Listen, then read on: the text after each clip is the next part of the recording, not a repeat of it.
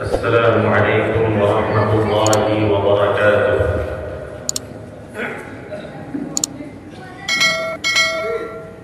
আমরা সবাই ভালো আছি তো? আল্লাহ আমাদেরকে আরো ভালো ও সুস্থ রাখুক, সবাই বলি না আমিন।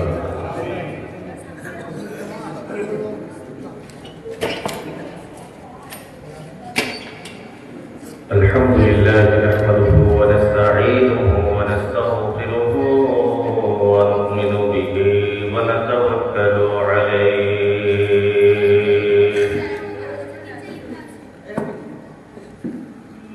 ونعوذ بالله من شرور أنفسنا ومن سيئات أعمالنا.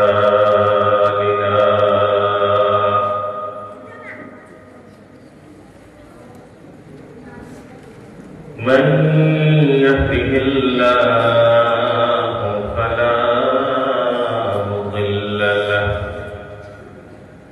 ومن يضلله فلا هادي له. ونشهد أن لا إله إلا الله وحده لا شريك له. ونشهد أن سيدنا وسندنا وحبيبنا ومولانا محمدا عبده ورسوله. أما بعد فأعوذ بالله من الشيطان الرجيم. بسم الله الرحمن الرحيم.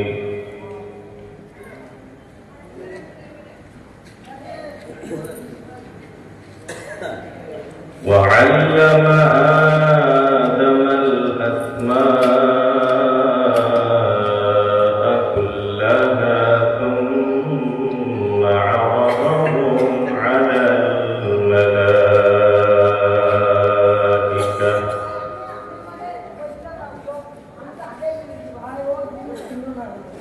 وقال رسول الله صلى الله تعالى عليه وسلم: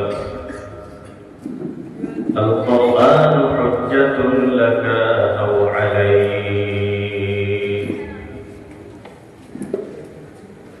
صدق الله مولانا العظيم وصدق رسوله النبي الكريم، ونحن على ذلك من الشاهدين والشاكرين، والحمد لله رب العالمين.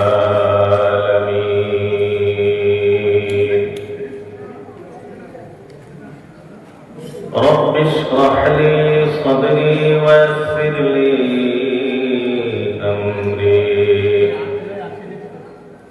واحلل عقدة من لساني يفقهوا قولي. رب يسر ولا تعسر وتمم علينا بالخير.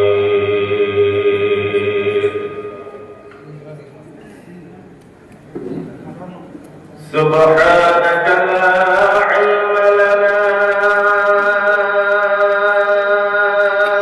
إلا ما علمتنا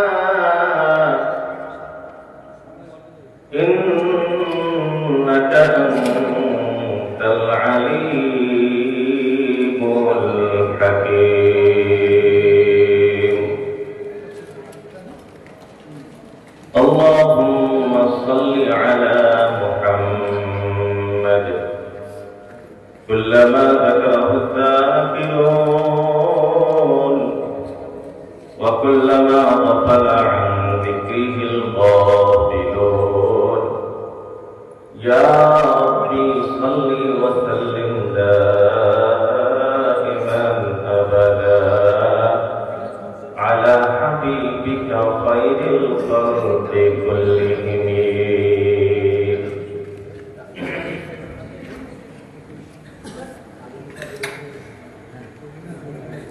সম্মানিত আজকের এই বিশাল ধর্মীয় জলসার মাননীয় সভাপতি সাহেব, মুআজ্জাজ ও মুকাররম হযরত উলামায়ে কেরাম, বিভিন্ন জায়গা থেকে আগত পিতৃ সমতুল্য মুরব্বিয়ান সমাজ, কলিজার টুকরা যুবক ও ছাত্র বন্ধুরা, পর্দার অবস্থানরত শ্রদ্ধেয় ও সম্মানিতা আমার মা ও বোন, মহান আল্লাহ রব্বুল আলামিনের দরবারে লক্ষ কোটি সুজুদ ও শুকর যে মহান রব্বুল আলামিন আমাদের সবাইকে সুন্দর একটি জীবন দান করে সুস্থ রেখে আজ এই মুহূর্তে দিনী আলোচনা করা ও শুনবার মতো তৌফিক দিলেন, সেই রব্বুল আলামিনের শুকরিয়া আদায় করে নেই আলহামদুলিল্লাহ। তার সাথে সাথে আখির নবী সাইয়্যিদুল মুরসালিন রাহমাতুল লিল আলামিন শফিউল মুসলিমিন তিনার প্রতি অন্তরস্থল থেকে মুহাব্বতের সাথে একবার দরুদ পড়ে নেই সাল্লাল্লাহু আলাইহি ওয়াসাল্লাম। মুহতারাম হাজরাত, দ্বীনি আলোচনা আমাদের জীবনে আমরা অনেক শুনেছি, জলসায় গিয়ে হোক, ইউটিউব ফেসবুকের মাধ্যমে হোক, আমাদের জীবনে আমরা অনেক জলসা শুনেছি, অনেক আলোচনা, অনেক বয়ান আমরা শুনেছি। এই সমস্ত আলোচনা শোনা এর মূল রহস্যটা কি, উদ্দেশ্য কি? আমরা কেন আলোচনা শুনি বা আমরা আলোচনা কেন শুনি? তার মূল উদ্দেশ্য হলো আমি আপনি আল্লাহ ওয়ালা হওয়া। কোরআনের ভাষায় বলা হয় রব্বানি হওয়া। আমরা যে কোরআন পড়ি, কোরআন পড়াই, কোরআনের বয়ান শুনি, শোনাই, আলোচনা করি, আলোচনা শুনি, এই সব কিছুর উদ্দেশ্য রব্বানি হওয়া, আল্লাহ ওয়ালা হওয়া, মুত্তাকি পরহেজগার হওয়া। আল্লাহ রাব্বুল আলামিন কোরআনে কারীমের ভিতরে এই কথাই উল্লেখ করেছেন। আল্লাহ বলেন, কুনু রাব্বানিয়িনা বিমা কুনতুম তুআল্লিমুনাল কিতাব ওয়া বিমা কুনতুম তাদরুসুন। আল্লাহ রাব্বুল আলামিন বলেছেন, কুনু রাব্বানিয়িন, কুনু রাব্বানিয়িন, তোমরা রব্বানি হয়ে যাও। রব্বানি रब वाला है, अल्लाह वाला है, मुत्तकी परहेजगार है। क्या? बिमा कुंतुम तुअल्लिमूनल किताब, কেননা তোমরা কোরআন পড়াও, ওয়া বিমা কুনতুম তাদরুসুন, আর তোমরা কোরআন পড়ো। তো কোরআন পড়া, পড়ানো, আলোচনা শোনা, করা, সব কিছুর উদ্দেশ্য কুনু রব্বানিয়িন, রব্বানি হয়। আমি আপনার জীবনে যদি একবার রব্বানি হইতে পারি, তাহলে আর পৃথিবীতে অন্য কোনো কিছুর প্রয়োজন হবে। আমাদের উস্তাদ হযরত মাওলানা গোলাম মোহাম্মদ মুস্তানবী দামাত বরকাতুহুল আলিয়া, আল্লাহ ওনার নেক হায়াত বৃদ্ধি করে দিক, সবাই বলি আমিন। উনি আসরের পরে ছাত্রদেরকে বুঝাইতেন দৈনন্দিন, কিন্তু মাঝে মাঝেই এই কথাটা বলতেন, मेरे प्यारे बच्चों, तुमने चोरी करके देख लिया, डकैती करके देख लिया, ये करके देख लिया, वो करके देख लिया, एक मर्तबा अल्लाह वाला बन के আমরা জীবনে অনেক কিছু করলাম, অনেক কিছু করে দেখলাম। আল্লাহ বলতেছেন কুনু রব্বানিয়িন, একবার আল্লাহ ওয়ালা হয়ে দেখো এর মজাটা। সবকিছুর মজা তো নিলাম পৃথিবীতে, একবার আল্লাহ ওয়ালা হওয়ার মজাটাও তো নিলাম। আল্লাহর কসম, একবার যদি আমি আপনি আল্লাহ ওয়ালা হইতে পারি তো সারা পৃথিবী আমার হয়ে যাবে। আল্লাহ রাসূল বলেন মান কানা লিল্লাহ কানা আল্লাহু লাহু, যে আল্লাহর জন্য হয়ে যায় আল্লাহ তার জন্য হয়ে যায়। আর আল্লাহ যদি আমার আপনার হয়ে যায় তো গোটা বিশ্ব কার? আল্লাহ। তো আল্লাহ মানে তখন আমার। রিয়াদুস সালিহিনের ভিতরে একটা হাদিস আছে, আল্লাহ রাসূল সাল্লাল্লাহু আলাইহি ওয়াসাল্লামের হাদিস, কিন্তু হাদিসের কুদসি আল্লাহ বলতেছেন। হাদিসের একটা হলো হাদিস, একটা হলো হাদিসের কুদসি। হাদিসের কুদসি জবান আল্লাহ রাসূলের, কথা আল্লাহ রাসূলের, কিন্তু বলতেছেন আল্লাহ। এটাকে বলা হয় হাদিসের কুদসি। তো আল্লাহ বলেন, আগে অনেক কথা আছে, নামাজ পড়ো, সিজদার মাধ্যমে আমার নিকটে আসো। শেষে আল্লাহ রাব্বুল আলামিন বলতেছেন যে বান্দা যখন আস্তে আস্তে আমার পিছনে দৌড়ে দৌড়ে দৌড়ে, একদিন আমি আমার বান্দাকে মুহাব্বত করা আরম্ভ করি। মুহাব্বত, ভালোবাসা কি একদিনই পাওয়া যায়? সবাই বলে না একদিনই পাওয়া যায়। কারো পিছনে ঘুরলে একদিনেই সে অ্যাকসেপ্ট করে নেয় ভালোবাসা? অনেকদিন ঘুরতে হয়। যারা এই ফিল্ডের পিছনে ঘুরতেছেন কিনা জানেন, কেউ কেউ সারা জিন্দগি পার করে দেয়, তবু বিবাহ হয় না। তো আল্লাহর মুহাব্বত এমনি একদিনে হবে না, আস্তে আস্তে মেহনত করতে করতে করতে করতে একদিন আল্লাহ আপনাকে আমাকে ভালোবাসা আরম্ভ করে। তো আল্লাহ রাব্বুল আলামিন বলেন যে যেদিন আমি আমার বান্দাকে মুহাব্বত করা আরম্ভ করি, ফাইদা আহবাবতুহু, যখন আমি আমার বান্দাকে ভালোবাসা আরম্ভ করি, তো আমি আমার বান্দার হাত হয়ে যায় যে হাত দিয়ে বান্দা ধরে, আমি আমার বান্দার পাও হয়ে যায় যে পাও দিয়ে বান্দা চলে, আমি আমার বান্দার জবান হয়ে যায় যে জবান দিয়ে বান্দা কথা বলে, আমি আমার বান্দার চোখ হয়ে যায় যে চোখ দিয়ে বান্দা দেখে, আমি আমার বান্দার কান হয়ে যায় যে কান দিয়ে বান্দা শোনে। তারপরে একবার যদি আমি আপনি আল্লাহ ওয়ালা হইতে পারি তো গোটা বিশ্ব তখন আমার আপনার কথায় উঠা বসা করবে। পৃথিবীতে আমার অন্য কোনো কিছুর প্রয়োজন পড়বে না যদি আল্লাহর মুহাব্বত আমার অন্তরের ভিতরে ঢুকাইতে পারি। আমি আপনি যদি একবার আল্লাহ ওয়ালা হইতে পারি তো আমরা সবাই ইনশাআল্লাহ আল্লাহ ওয়ালা হওয়ার চেষ্টাটা করবো তো ইনশাআল্লাহ। ভাই পিছনের ভাইরা করবো তো ইনশাআল্লাহ। আল্লাহ আমাদের তৌফিক দান করুন, সবাই বলি আমিন। রাত্রে অনেক হয়ে গেছে, অনেক লম্বা আলোচনা করবো না, সংক্ষিপ্ত আলোচনা করব, কিছু মোটা মোটা কথা বলার চেষ্টা করব। আর এদিক সেদিকে আলোচনা নয়, এ টু জেড কোরআন ও হাদিস থেকে কিছু আলোচনা করার চেষ্টা করবো ইনশাআল্লাহ। লম্বা আলোচনা করে কিসসা কাহিনী বলে সময় নষ্ট করে লাভ নেই, কারণ সময়ের হিসাব আল্লাহ রাব্বুল আলামিনকে দিতে হবে। হবে কি হবে না? এই যে বসে আছি এই হিসাবটাও আল্লাহর কাছে যাবে, মোবাইল টিপবো সেই হিসাবটাও আল্লাহর কাছে যাবে। فمن يعمل مثقال ذرة خيرا يره ومن يعمل مثقال ذرة شرا يره। যারা পরিমাণ নেকি করলেও সম্মুখে আসবে, গুনাহ করলেও সম্মুখে আসবে, সমস্ত কিছুর হিসাব আমার আপনার আল্লাহর কাছে দিতে হবে। এই জন্য মুহতারাম দোস্ত আজিজ ও সংক্ষিপ্ত কিছু আলোচনা করব। যদি আপনারা ধৈর্য ধরেন, আর যদি উঠাউঠি করেন তাহলে তো আরো আগে ছাড়তে হবে। ওমা তাওফীক ইল্লা বিল্লাহ। তো আলোচনার আগে একটা আপনাদের কাছে প্রশ্ন। আমরা প্রায় জনই বিবাহ করেছি, আমাদের ঘরে সন্তান হয়েছে। আচ্ছা, বিবাহ ছাড়া সন্তান জন্ম দেওয়া যায়? বলেন না আপনারা, যায়? সম্ভব? আল্লাহ চাইলে সম্ভব। বিবাহ ছাড়া সন্তান জন্ম দেওয়া যাবে? সমাজ এটাকে মানবে? কথা বলেন না, মানবে। আচ্ছা, এই বিবাহ ছাড়া যে সন্তান জন্ম, বিবাহ না করলেও তো সন্তান তো হবে, হবে না? সন্তান তো হবে, যদিও এটা যারা সন্তান আওলাদুজ জিনা হবে সেটা আলাদা একটা ব্যাপার, সন্তান তো হবে। কিন্তু বিবাহ ছাড়া যে সন্তান জন্ম দেওয়া যায় না, এই শিক্ষা আপনাকে কে দিয়েছে বলেন না?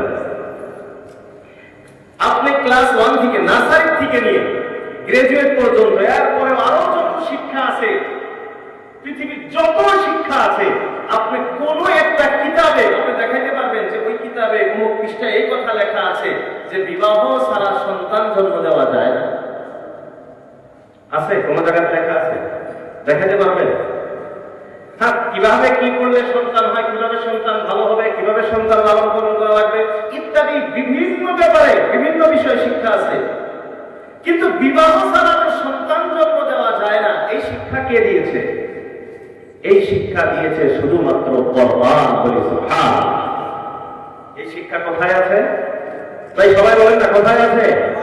কোরআনে। বোঝা গেল, এক কথায় আমি আপনি এই কথা বুঝতে পারবো, পৃথিবীতে মানবতার শিক্ষা যদি কেউ দিয়েছে তাহলে সেটা কোরআন দিয়েছে, অন্য কেউ দিতে পারে নাই, আর কিয়ামত পর্যন্ত পারবেও না। মানবতার শিক্ষা, মানুষ কিভাবে হতে হয়, এই শিক্ষা শুধুমাত্র কে দিয়েছে? কোরআন দিয়েছে। আর প্রমাণ হলো এই ছোট্ট সামান্য একটি কথা, এটাই তার প্রমাণ যে পৃথিবীর কোন কিতাবে এটা লেখা নাই বিবাহ ছাড়া সন্তান জন্ম দেওয়া যায় না, কিন্তু কোরআন আমাকে আপনাকে এই শিক্ষা দেয়, আমার ধর্ম আমাকে এই কথা শিক্ষা দেয় যে সন্তান জন্ম দিতে হলে আগে বিবাহ। তারপরে ইসলাম ধর্মে বিবাহের বিভিন্ন নিয়ম কানুন ইত্যাদি আছে, তালাকের বিভিন্ন মাসলা মাসাইল আছে, সেটা আলাদা ব্যাপার। কিন্তু সন্তান জন্ম দিতে হলে বিবাহ করতে লাগবে। মানুষ হিসাবে এটাই তার পরিচয়, এই পরিচয়, এই শিক্ষা আল্লাহ রাব্বুল আলামিন কোরআনের মাধ্যমে আমাকে আপনাকে। না হলে গরু ছাগল ভেড়া যত পৃথিবীতে প্রাণী আছে সবাই বাচ্চা জন্ম দিতেছে, কেউ তো শাদী বিবাহ করে না, করে? কোনদিন গরু ছাগলকে বিবাহ করায় দিয়েছেন কেউ? কিন্তু মানুষ আমরা আছে অজাতির ভিতরে, মানুষ চেহারা মানুষের মতো হইলেই তো মানুষ হয় না, অমানুষ কিছু আছে, তাদের ভিতরে বিবাহ ইত্যাদি লাগে না, সন্তান জন্ম দিলেই হই। পশ্চিমিয়া কালচার যেগুলো আছে, ওয়েস্টার্ন কালচার, ওগুলো তো বর্তমানে এই জন্য আমরা কত সুখী, আল্লাহু আকবার। আমরা আমাদের আইডেন্টি কার্ড যে আছে, ভোটার কার্ড হোক, পান কার্ড হোক, আধার কার্ড হোক, যা কিছু আছে, আমরা আমার নামের সাথে কার নাম লিখি? আমাদের নামের সাথে কার নাম লেখা আছে? বাপের নাম লেখা আছে না? আমাদের বাপের পরিচয় আছে। আপনি ওয়েস্টার্ন কালচার যাবেন, আমেরিকার ওইদিকে যাবেন, ওদের আধার কার্ড, যে সমস্ত কার্ড আছে, ওদের আইডেন্টি কার্ড আছে, ওই জায়গাতে তার নামের সাথে বাপের নাম লেখা থাকে না, মায়ের নাম লেখা থাকে, কারণ তার বাপের কোনো ঠিকানা নাই। আমাদের এক উস্তাদ বলছেন যে আমরা ইসলাম ধর্ম পালন করে পৃথিবীতে সবচেয়ে আমরা সুখী এই কারণে যে আমাদের বাপের পরিচয় আছে। যারা ইসলামকে মানে না তাদের বাপের পরিচয় নেই। এর চেয়ে বড় কি লাগে? খুশির আনন্দের ব্যাপার কি হইতে পারে? তো আমরা যে কোরআন যদিও কম মানি, যদিও আমাদের ইবাদত কম, যদিও আমাদের আমল কম, কিন্তু আমরা যে কোরআনকে বিশ্বাস করি, আল্লাহকে বিশ্বাস করি, যতটুকু পারি আমল করার চেষ্টা করি, আমরা এই ব্যাপারে সবাই খুশি তো? আলহামদুলিল্লাহ। সবাই বলেন না খুশি তো? খুশি মনে চিৎকার দিয়ে একবার আল্লাহ প্রশংসা করি, আলহামদুলিল্লাহ। আরো চিৎকার দিয়ে বলি আলহামদুলিল্লাহ। কারণ এই ইসলামের কারণে আমরা আজ আমাদের বাপের পরিচয়টা পেয়েছি।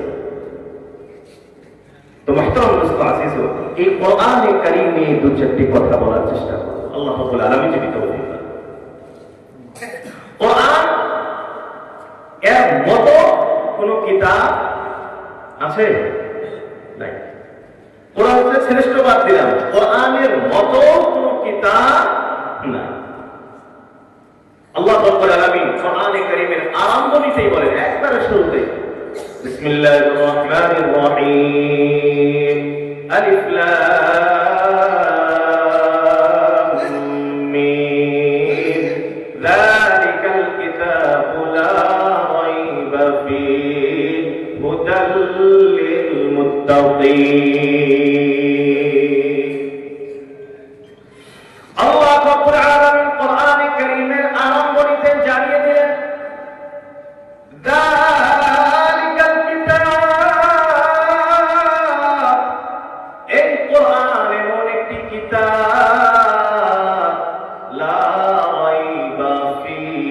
যে কিতাবে কোনো ধরনের কোনো সন্দেহ না। একবারে আরম্ভতে আল্লাহ রাব্বুল আলামিন চ্যালেঞ্জ করলেন এই কিতাবের ভিতরে কোনো সন্দেহ নাই। কিন্তু আল্লাহ রাব্বুল আলামিন এই কথা বলেন নাই যে এই কোরআনে মানুষ সন্দেহ করবে না, এই কথা কিন্তু আল্লাহ বলেন নাই। আল্লাহ বলছেন কোরআনে সন্দেহ নাই, কিন্তু পৃথিবীতে সন্দেহ করনেওয়ালা থাকবে। আল্লাহ বলছেন সন্দেহ নাই, এই কথা বলেন নাই যে সন্দেহকারী থাকবে না। সন্দেহকারী ওই যুগে ছিল, বর্তমান যুগেও আছে। এই জন্য আল্লাহ রাব্বুল আলামিন এই কথা বলেই ক্ষান্ত হন নাই যে এই কিতাবে সন্দেহ নাই বা শেষ না। আল্লাহ অন্য আরো একটি জায়গায় বলেন যারা সন্দেহ করে তাদেরকে এখন আল্লাহ বলতেছেন ওয়া ইন কুনতুম ফি রাইবিন মিম্মা নাযালনা আলা আবদিনা ফাতু বিসূরাতিন মিন মিথলি ওয়াদউ শুহাদাআকুম মিন দুনিল্লাহ ইন কুনতুম সাদিকিন। আল্লাহ রাব্বুল আলামিন যারা সন্দেহ করে তাদেরকে বলতেছেন ওয়া ইন কুনতুম ফি রাইব, যদি তোমাদের সন্দেহ হয়, যদি তোমরা সন্দেহের ভিতরে থাকো, কিসের ব্যাপারে সন্দেহ? মিম্মা নাযালনা আলা আবদিনা, ওই কিতাবের প্রতি যদি তোমাদের সন্দেহ হয় যে কিতাব আমি আমার বান্দা মুহাম্মদ সাল্লাল্লাহু আলাইহি ওয়াসাল্লামের উপরে নাযিল করেছি। আল্লাহ রাব্বুল আলামিন বলেন যদি তোমাদের এই কিতাবের প্রতি সন্দেহ থাকে, কি সন্দেহ? বলে এই কিতাব আল্লাহ রাব্বুল আলামিন নাযিল করেন নাই, এটা কোনো আসমানি কিতাব না, এটা মুহাম্মদ সাল্লাল্লাহু আলাইহি ওয়াসাল্লাম নাউযু বিল্লাহ নিজে লিখেছেন, মুহাম্মদ নিজে লিখেছেন। যদি তোমাদের এটা সন্দেহ হয় তাহলে মুহাম্মদ মানুষ, তোমরাও তো মানুষ, একজন পারছে তুমিও তো পারার কথা, কারণ একজন মানুষ যদি পারে দ্বিতীয় মানুষও সেটা পারার কথা। তাহলে মুহাম্মদ যদি কোরআনটাকে নিজে লিখেছে, মুহাম্মদ মানুষ, তোমাদের যদি এটাই সন্দেহ, আল্লাহ বলে ফাতু বিসূরাতিন মিন মিথলিহি, এই কোরআনের সূরাগুলির মতো একটি সূরা তোমরা বানায় নিয়ে আসো। আল্লাহ বলতেছেন যে মুহাম্মদ মানুষ, তোমরা বলতেছো মুহাম্মদ নিজে লিখছে, এটা আল্লাহ নাযিল করেন নাই, তোমরাও মানুষ, তাহলে তোমরা কি করো? একটি সূরা বানায় নিয়ে আসো। এখন কেউ বলতে পারে আল্লাহ এটা আমার একার পক্ষে সম্ভব নয়, একা একা পারবো না। আমার যদি একটা দল হয়, সংগঠন হয়, আমরা সবাই মিলে চেষ্টা করলে হয়তো কোরআনের একটি সূরার মতো সূরা বানাইতে পারবো।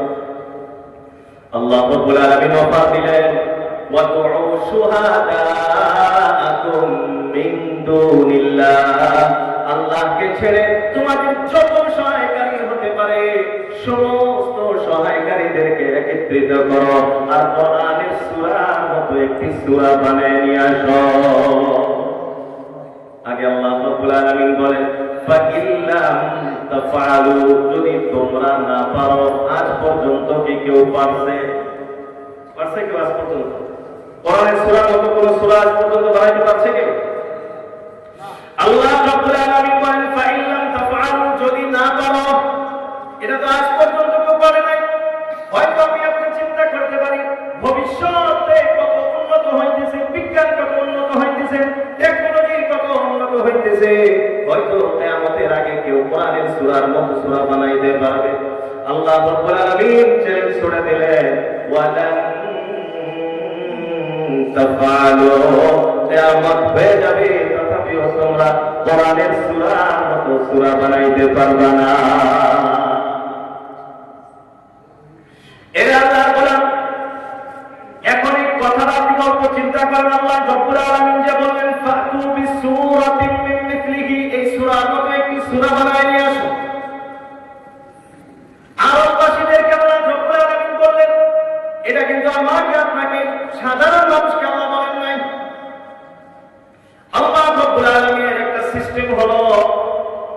রাব্বুল আলামিন যত নবী ও রাসূল পৃথিবীতে প্রেরণ করেছেন প্রত্যেকজন নবীর সাথে কিছু অলৌকিক ক্ষমতা দিয়েছিলেন, যেটাকে বলা হয় মুআজিজা। প্রত্যেকটা নবীর সাথে যে অলৌকিক ক্ষমতা ছিল সেটা সেই যুগের সাথে মিলিত ছিল। যে যুগে যে বস্তুর প্রভাব বেশি ছিল, আল্লাহ রাব্বুল আলামিন ওই যুগের নবীকে ওই ধরনের অলৌকিক ক্ষমতা দিয়ে পৃথিবীতে পাঠিয়েছিলেন। বন্ধুরা আমরা সবাই জানি মুসা আলাইহিস সালাতু ওয়াস সালামকে আল্লাহ রাব্বুল আলামিন অলৌকিক ক্ষমতা দিয়েছিলেন। বলে লাঠি ছেড়ে দেওয়ার সাথে সাথে সাপ হয়ে যাইতো, আবার এখান থেকে বগল থেকে হাত বাহির করলে জ্বলন্ত কিছু লাইটের মতো জ্বলতো। এর বন্ধুরা আমার আল্লাহ রাব্বুল আলামিন মুসা আলাইহিস সালাতু ওয়াস সালামকে এই মুআজিজা এই অলৌকিক ক্ষমতা কেন দিলেন? কারণটা হলো মুসা আলাইহিস সালাতু ওয়াস সালামের যে যুগটা ছিল এই যুগটা ছিল জাদু শ্রেষ্ঠ যুগ। সবাই জাদু জানতো, সবাই জাদু করত। এই জাদুর সাথে মিল এমন মুআজিজা আল্লাহ রাব্বুল আলামিন হযরত মুসা আলাইহিস সালাতু ওয়াস সালামকে দিয়েছিলেন। হযরত ঈসা আলাইহিস সালাতু ওয়াস সালামের যুগ, এই সময়টা বিজ্ঞান চিকিৎসা বিজ্ঞানের উন্নতির একটা যুগ। সমস্ত চিকিৎসা বিজ্ঞান নিয়ে তখন আলোচনা বিলোচনা করত। সারা পৃথিবীতে চিকিৎসা নিয়ে তখন বড় উন্নত এই ব্যাপারে নিয়ে আলোচনা হইত। সবাই চিকিৎসা নিয়ে আলোচনা করত, চিকিৎসা বিজ্ঞান বড় উন্নত। বন্ধুরা আল্লাহ রাব্বুল আলামিন হযরত ঈসা আলাইহিস সালাতু ওয়াস সালামকে যে অলৌকিক ক্ষমতা দিলেন, মুআজিজা দিলেন, বলে এমন ক্ষমতা যেটা চিকিৎসার সঙ্গে মিলিত কিন্তু চিকিৎসা না, এটা আল্লাহর অলৌকিক ক্ষমতা। পৃথিবীতে কোন মানুষ মাদ্রাসা নাবিনা যোগ্যগত অন্ধ, এটা পৃথিবীর কেউ একে চক্ষু দান করতে পারে না।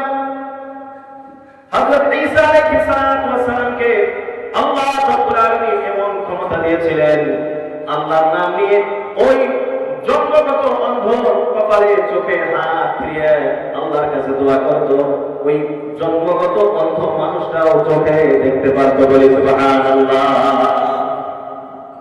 যে কোন ধরনের বেমার হাত ফিরে দিত, দোয়া করত, বেমার ভালো হয়ে যাইত।